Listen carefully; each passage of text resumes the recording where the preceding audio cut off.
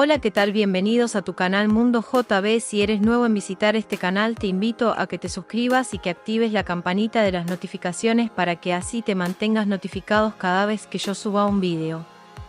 Los miembros del Consejo Electoral Provisional, CEP, de Haití han rechazado este martes su destitución decretada por el primer ministro haitiano, Ariel Henry, y han avanzado que solicitarán la nulidad del decreto.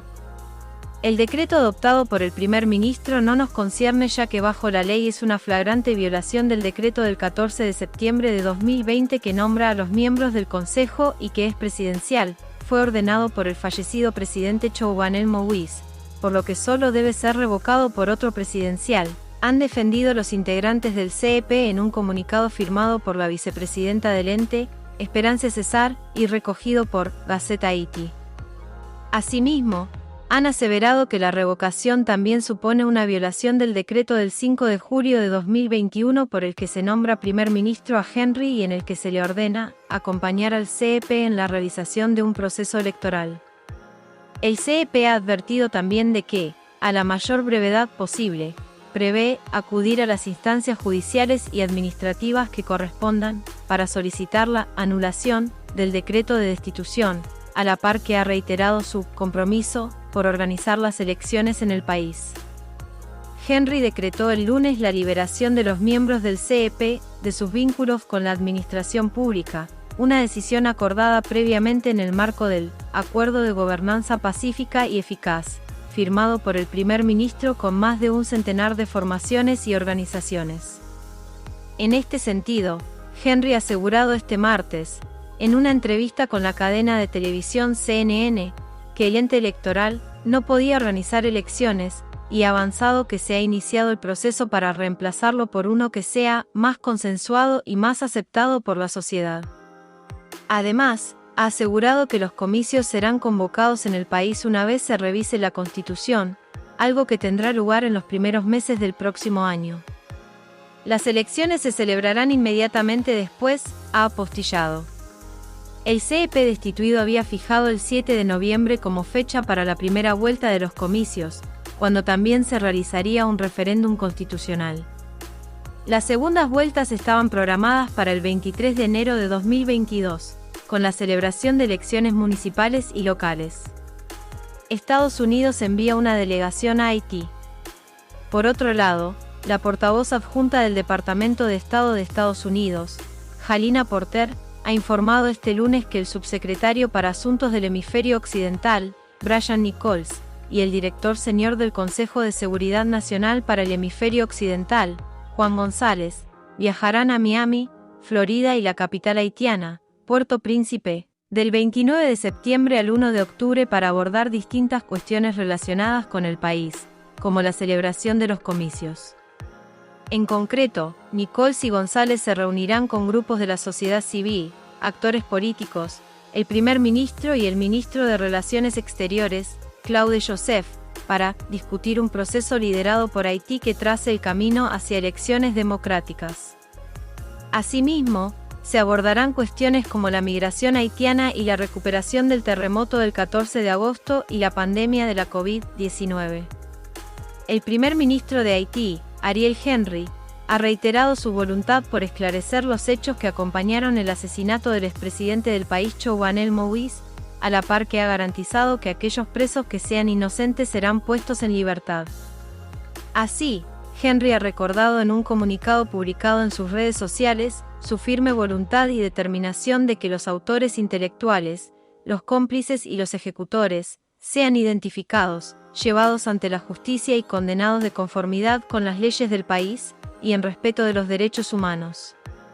A este fin se movilizan, y se seguirán movilizando, todos aquellos recursos humanos y materiales necesarios para que la investigación sobre el crimen tenga éxito.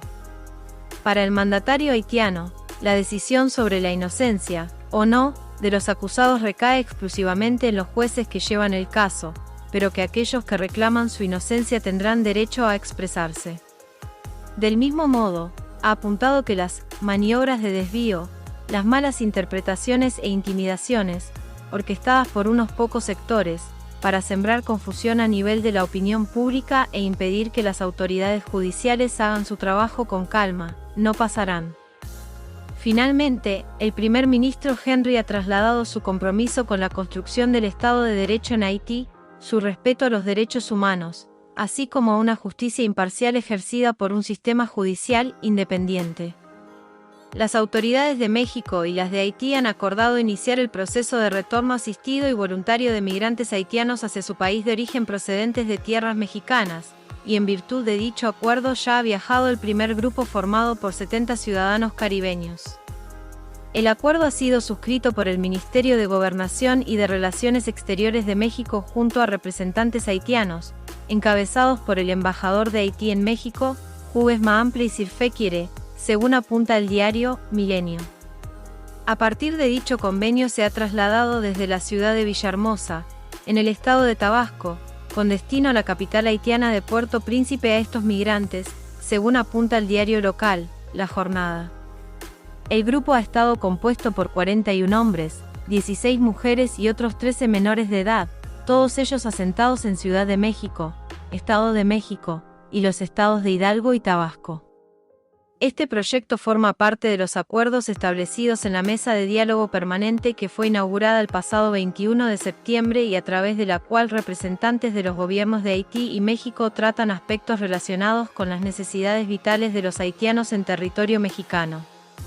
Ambos gobiernos acordaron iniciar el retorno asistido voluntario de personas migrantes establecidas en México a su país de origen, agregó el texto.